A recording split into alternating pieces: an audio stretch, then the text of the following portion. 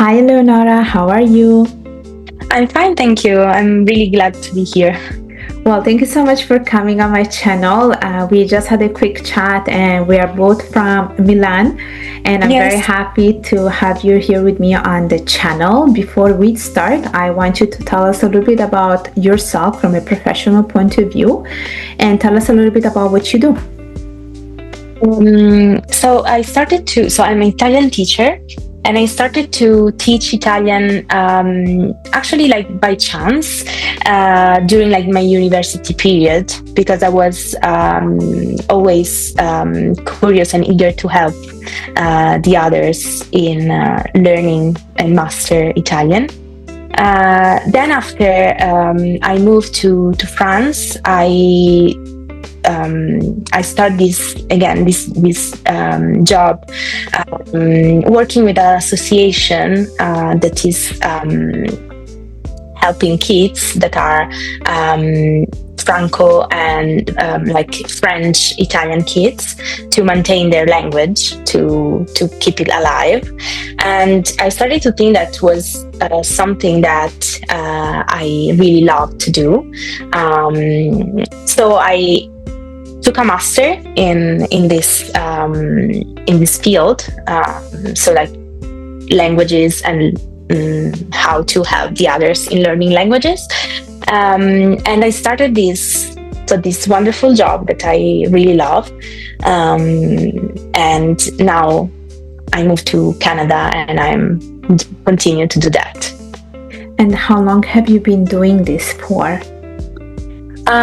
Professionally speaking, 2 years and a half, I would say. Yes. Okay. And what's your teaching method? I really love try to be creative, so not to focus on only grammar, but try to start from something that the student love. So I always start to ask questions about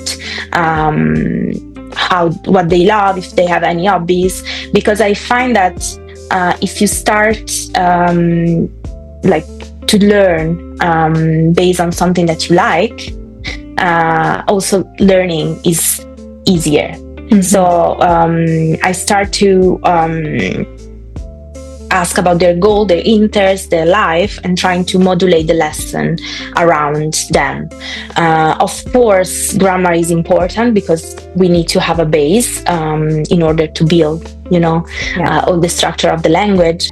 Definitely. Grammar is definitely very important, I must say. Yeah. You need that as a foundation, as the base to be able to speak.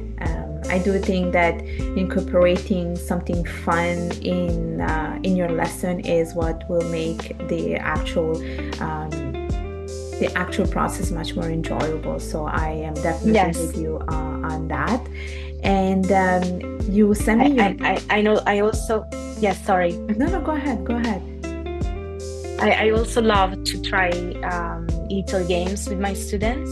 So that's really funny, because it's a moment in which they distress from being in a learning environment, and at the same time they continue to learn because they are using the language in an active way. Yeah, definitely, and I think, like you said, it's so much more enjoyable, the actual process. Yeah. And so you, in one of your information that you sent me, you talk about glottotechnologies. Yeah. For someone who's ignorant on the topic like me, what is it about? So glottotechnologies is a field of studies of linguistics, and this field studies all the tools, and now are digital tools that helps people to learn a language. So if I want to make an example, we can speak about Duolingo. We can speak about other app or platform that help you to reproduce or to memorize the vocabulary.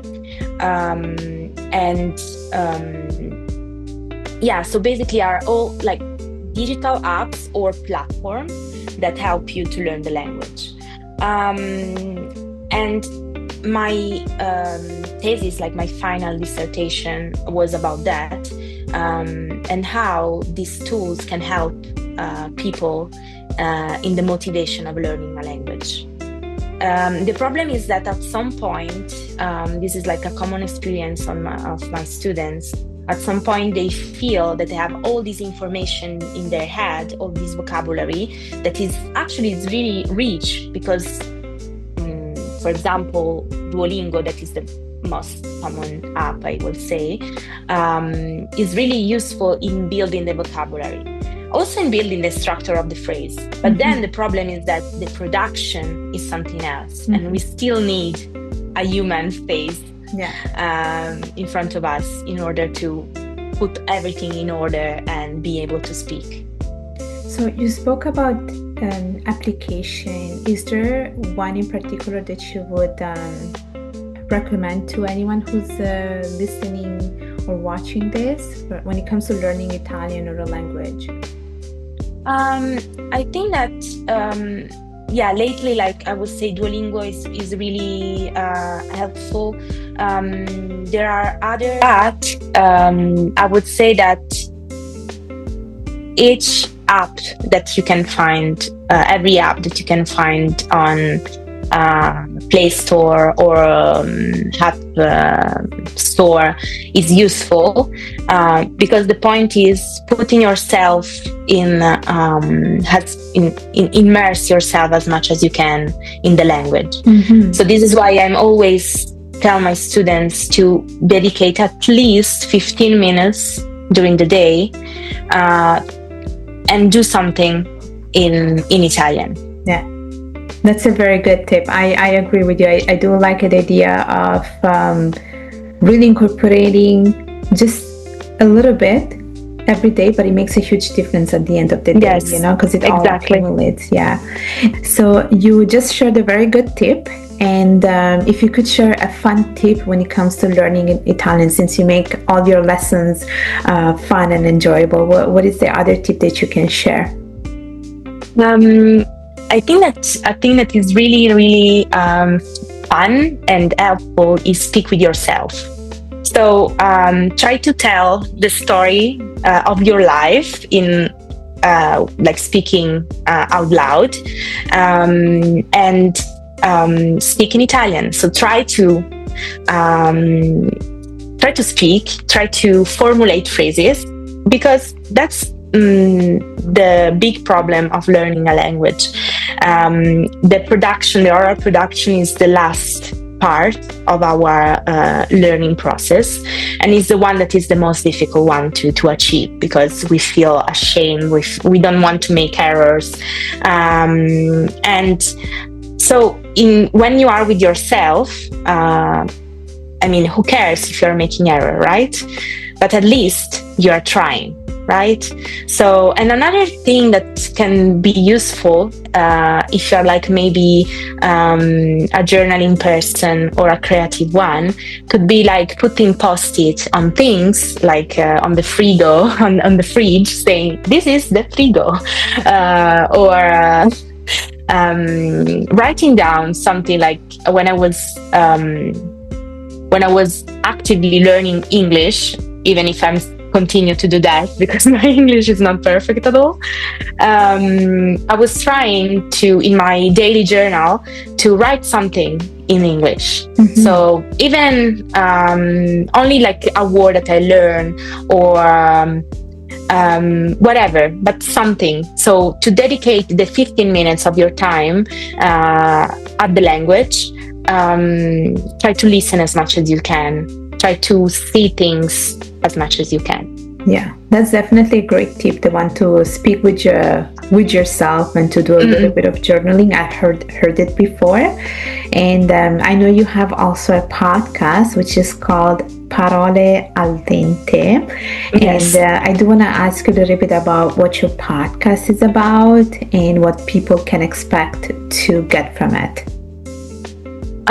So it's not the classical Italian learning podcast, because it's really we have plenty of these podcasts, so I didn't want to do something repetitive, and was a way to give to my students more material to listen. So this is the point. This is why I start actually to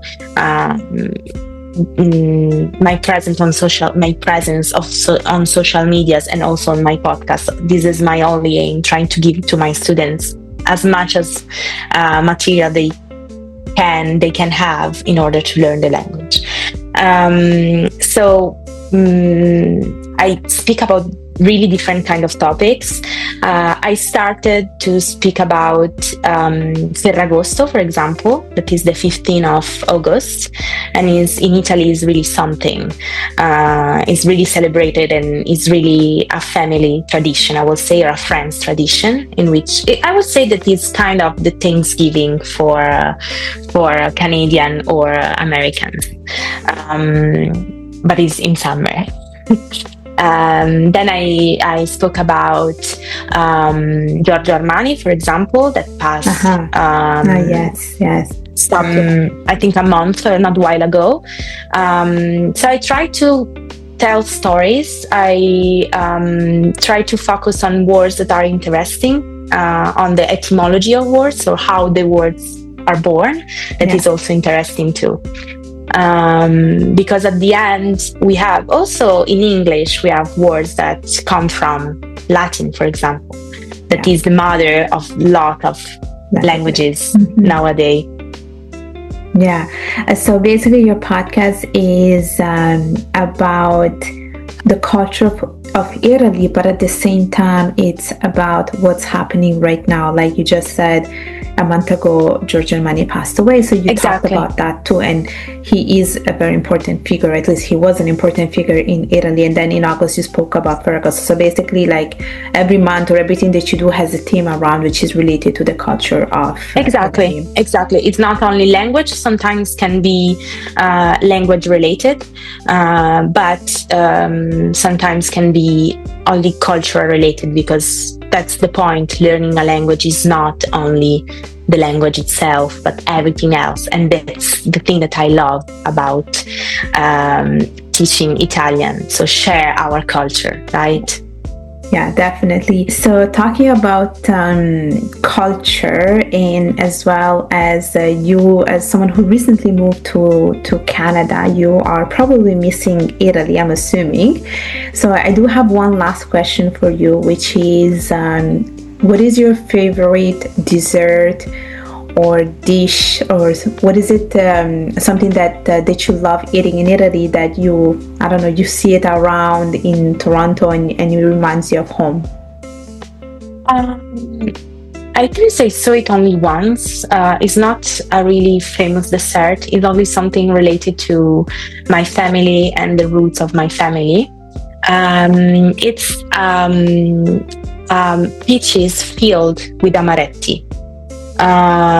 So it's a really traditional dessert from the zone of like the southern part of Lombardy.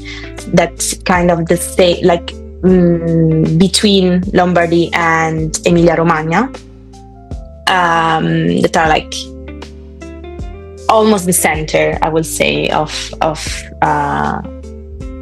Italy. Yeah, we are starting to go in the center of Italy, in this region, and is a dessert that my mom loves to do. You can do it basically only like in summer time, because we need peaches, right? And it's something that really reminds me of my family and the days spent together. So I will try to replicate here, but the amaretti, I cannot find here the right amaretti. Yeah, it's hard to find some ingredients in Canada. So thank you so much for coming on my channel, and thank you so much for sharing everything that you do and about your podcast and the culture, talking about the Italian culture. Before I let you go, do you want to tell us how people can connect with you? Yes, so you can find me on Instagram, TikTok as the Italianity Project, because Parole al Dente was like my first baby, and then I decided to make it bigger and trying to expand a bit the concept. And then I think that you can share in the bio of the video maybe the other contact of mine. Yes, definitely I will do that. And once again, thank you so much for coming. It was really a pleasure. Thank you so much for inviting me.